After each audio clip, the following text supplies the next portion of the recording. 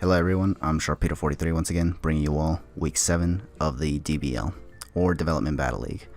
My opponent for this battle is actually going to be Zypher634 and the Motor City Metagross. As you can see, this battle is actually going to be post-com instead of live-com. The reason being is just because I was doing I was recording this battle, but the problem was that my mic was actually muted all the time that everything was recorded, so as a result, none of my voice actually went through, so as a result, you would basically have heard nothing if I just posted the live recording. So yeah, it's kind of unfortunate that that's kind of how it went, because I was actually kind of aiming for all of the Development Battle League battles to be going up live, like all of them being live recorded as opposed to post-recorded or something, whatever the hell you call it. But yeah, so as you can see, this is going to be the battle. It's going to be done all with post-com. So the team that I brought for Zypher here is actually going to consist of Jolteon. I brought also a Skarmory. I brought Flygon, Sylveon, Cofagrigus, and Lopunny. Lopunny is the Mega, by the way. His team is Blaziken, not Blaziken, or yes, it's Blaziken actually. It's not freaking Speed was what I was trying to say. He had Terrakion, he brought the Ninjask, he brought Necrozma, he brought Magnezone, and he brought the Mega Heracross. So, just basically looking at the team that he brought, I prepared the team that I have right now mostly to just handle a lot of his attempts at setting up, because as soon as I saw Ninjask in his draft, I really feel like his team is going to rely heavily on setting up and just basically sweeping. And this is why I brought Skarmory, because Skarmory can take a lot of hits from at least powerful hitters like Terrakion and maybe even the Mega Heracross. Two of the biggest wall breakers in this guy's team, in all honesty. Maybe even the Blaziken, considering that's a fire typing, can definitely destroy Skarmory. So that's why I brought Skarmory. I brought Flygon specifically to answer Terrakion and Blaziken if they both happen to not be scarfed. I brought a scarf specifically for that reason. If they're not scarfed, this Earthquake just takes them both out, unless they're Focus Sash and full HP. But that's why I got Rocks on Skarmory as well, so that I can actually be able to break any potential sashes that they carry. The biggest threat on this guy's team is going to be the Necrozma, though, because of that Necrozma ends up being the last Pokemon in his team. Like, after I took out all of his 5 other Pokemon, that thing can still survive, take hits, go for Moonlight, set up Calm Minds, or maybe even Speed Boost or like Rock Polishes or whatever, depending on the set really. And then he can just proceed to Store Power my entire team to death, because I honestly don't have any Dark types on my teams actually. In fact, I think this is the first time that I actually don't draft a Dark type on my team. Actually, I don't know if I've even ever drafted a Dark type actually. I don't remember. I know I have Sharpedo in the Valhalla League, and I also had it in the NGDL, but I don't remember if there's anything else. Did I draft the Dark type in the PGL? I don't remember. But yeah. So Lopunny is there just in case it can just come in on a positive matchup and just start spamming return and hitting things on switching, because he would have to switch something out if he doesn't want something to go down. So. But he does have threats in Ninjask, which Ninjask can actually outspeed Lopunny and just go for Aerial Ace. I don't think it takes it out, but that's why I need to keep Lopunny healthy. So, but yeah, so that's gonna be the whole battle. We're just hoping that we don't get swept. Remember that if we do try to win these battles, but if we have to lose, let's not lose so badly, because then our differential goes down significantly. Remember that here the differential is actually key. It's not like Smogon battles where you would have to where you can just battle for style points or not. You can choose to do so or not. But in draft format, it's almost imperative that we actually play for differential here, because that's going to be very, very important to see who qualifies for the playoffs. So, yeah, here we go. Enough of my rambling. It's been over 4 minutes of me just talking. That's crazy. But let's just get into the battle. Yeah. So, yeah, like I said, the opponent is going to be Zypher, coach of the Motor City Metagross. This guy is very new, so like he's new to me. Like, I don't know how he battles. I've never actually seen his content, but I'll link everything in the description below so you guys can check him out if you're interested. So here we go. He's gonna lead off with the Blaziken. I led off with Jolteon. Unfortunately, this Jolteon does not have Volt Switch, so I have to Hard Switch because I don't want to lose my my Jolteon to a Flare Blitz. Thankfully, as I Hard Switch into my Flygon here, he's actually gonna go straight for the Swords Dance. Now, this made me wonder if this what's it called, Blaziken was actually Focus Sashed, and maybe it was trying to like Baton Pass on into something. But thankfully that wasn't the case. It was not sashed, and I was able to just take it out with an Earthquake. That was really, really good for me. I needed that KO actually from Flygon here. Now here he's gonna send in the the Magnezone. I keep forgetting everything's name. It's kind of weird. But I'm going to go for Earthquake. I don't know why he sent this thing in at first. Only reason I can think of it going for this is because it probably has Sturdy, which it does. And then probably retaliate with Hidden Power Ice and then take out my Flygon. But check this out. Surprisingly, this is actually not going to take out my Flygon. I was like, what? Unless this is Hidden Power Dragon or yeah, Hidden Power Dragon is literally the only other super effective hit on a Flygon. Hidden Power Fairy is not a thing. So, or maybe this Magnezone was actually not, it was maybe like defense invested and not special attack invested, but the fact that it survived really surprised me, because honestly, after seeing how Bill Standish's Mega Camera took out my Flygon with a Hidden Power Ice, I was surprised that Magnezone, another Pokemon with high special attack, was not able to take out my Flygon with a Hidden Power Ice, if that was Hidden Power Ice, by the way. If not, and if it was Hidden Power Dragon, then maybe he just messed up the Hidden Power, which would be kind of unfortunate in all honesty. But here, I think I went into, oh, he went into the what's it called, the Ninjask. I hard switch into Skarmory. Jeez, I keep forgetting all these names, man, it's crazy.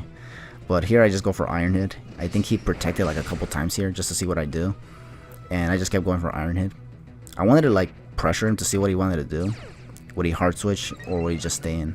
Here he stayed up. He stayed for like several turns here, just trying to scout what I wanted to do. He went for protect several times here to get as many speed boosts as possible.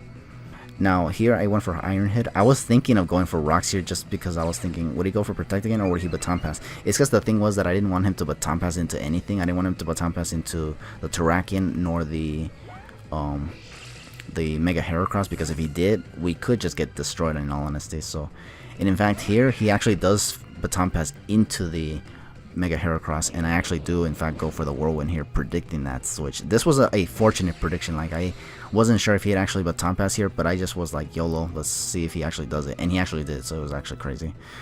Here I phased him into this Necrozma, which was a scary mon because I was afraid of this thing having something like maybe Charge Beam or something, or even Thunder Wave. But he actually surprises me with a Swords Dance, which makes me feel like maybe this is a physical Necrozma, which can be good for the Skarmory because this Skarmory is Rocky Helmet, so if he tries to go for physical attacks that do make contact, I could actually just cripple him with Rocky Helmet.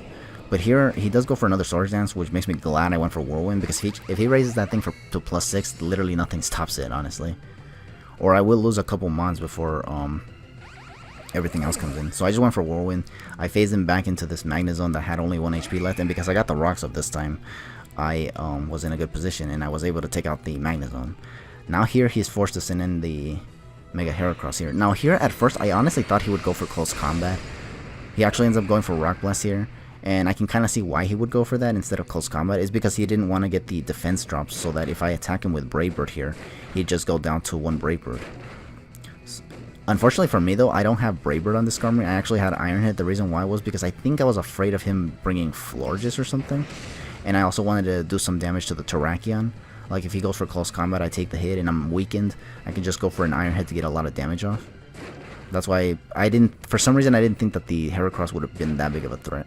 But as you can see here, this pretty much did put my Skarmory in a very, very bad position. I Whirlwinded here because I didn't want this to be in the way, this Heracross, because if not, because I don't have a switch into Heracross, so I figured take a hit if he doesn't go for Close Combat and then just go for a Whirlwind and phase him into something else. I phased him into this Terrakion, which is, okay, it's good and bad. Good because I can actually send in Cofagrigus here, but bad because I do lose Skarmory. So here I send in Cofagrigus. I felt like this was the opportunity for me to just go for Trick Room here and go for Nasty Plot as well, so that I can actually just take out this this Terrakion as well. So I am going to go for Trick Room. He does go for Stone Edge. It thankfully doesn't even look like a 2-hit KO here. It's more like a 3-hit KO here.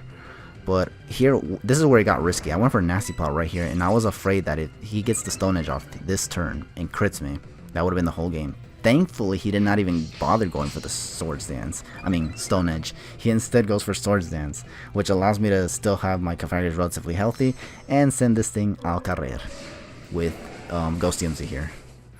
Because, yeah, at +2, and the fact that Shadow Ball stab, and it's boosted by Ghost DMZ, there's no way this Terrakion is going to survive. It's not Assault Vested because it just went for Swords Dance, and it's definitely not Spadef invested if it's going to be offensive, so. Oh, and it's not Focus Sash because, and if it was Focus Sashed, it already took Rocks damage, so there was no way this thing could survive. I was confident in this moment. So here he's going to send out the Ninjask. And here I think I just go for, I think I tried going for a shadow. Oh no, actually what I do here, I anticipated the protect for sure, because what he wanted to do was stall out Trick Room turns. What I do right here, and this was something I didn't even know if it could actually work or not, I went for Trick Room to basically return the dimensions back to normal, so that when after he goes for protect, if he goes for aerial ace or night slash on me, I can take the hit, then set up Trick Room again, and then proceed to Shadow Ball. But the good thing about this is that it resets the amount of turns the Trick Room that I had left, so I didn't have to worry about losing turns of Trick Room before he gets to send out this thing, outspeed me and go for like Calm Mind or something, and then not be able to take it out. So fortunately for me, he does baton pass that +1 speed to this Necrozma, but I did get the Trick Room back up, and now I have all 4 turns of Trick Room again. So here I go for Shadow Ball. I thought this wasn't going to take it out if this turned out to be a bulky Necrozma, but thankfully I was able to take it out. And now from here, I think this is pretty much where Clefairy actually sweeps, because this Mega Heracross is going to take rocks damage, and then I can just go for another Shadow Ball and take it out. It's not going to survive it because my Clefairy is still at +2. I used up my Z move. I was trying to save it for this Mega Heracross, but after rocks, it didn't seem like I would have needed it anyways. And this Ninjask, because I got my rocks up thankfully, is going to go down to rocks as well. So that's going to be the whole game. We are going to win this battle 5-0, which is actually really good, because I needed to raise my differential in all honesty. After taking 3 straight losses, I needed to raise my differential, because I do want to rank high in the rankings, like in the placings, because that way I can actually make it to playoffs, potentially. And with this 5-0 win, I can actually raise my differential significantly. In fact, if Sin, the opponent I faced last week, wins 2-0 or something like that, I might even be able to exceed him in terms of placings, which will be really good for me at least. So yeah, but anyways, nonetheless, good game to Zypher634 in the Motor City Metagross. Feel free to check out his channel. I'm going to leave it in the description below so you guys can, check it out. And once again, thank you all for watching Week 7 of the DBL. Stay tuned for Week 8 when that comes. But for now, I'll just catch you guys all later, and take it easy.